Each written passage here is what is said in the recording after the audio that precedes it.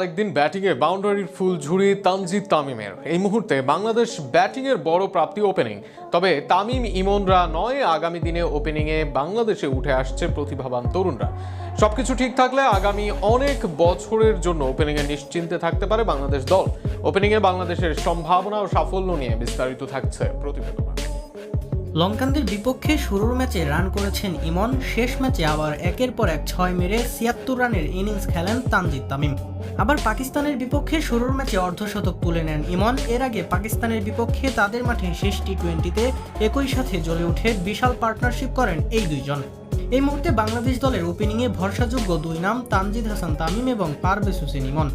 একটা সময় ওপেনিংয়ে ভুগতে থাকা বাংলাদেশ দলের বর্তমানে ওপেনিংই বড় অস্ত্র।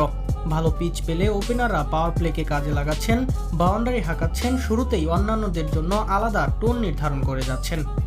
আবার অনেকদিন নিজেরা ইনিংসকে শুরু থেকে শেষ পর্যন্ত টেনে নিয়ে যাচ্ছেন। যতক্ষণ ক্রিজে থাকছেন, বাউন্ডারি হাঁকাচ্ছেন, এরকম স্বপ্নের ওপেনিং প্রত্যাশা ছিল বাংলাদেশ দলের।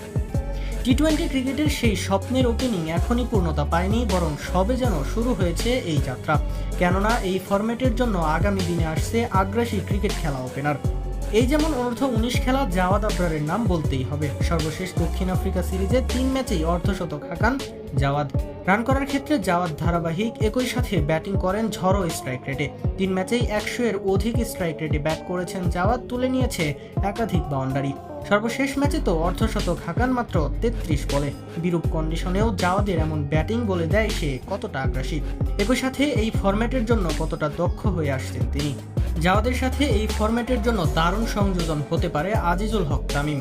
অনূর্ধ্ব-19 দলের অধিনায়ক হতে পারেন তানজিদ তামিমের উত্তরসূরি।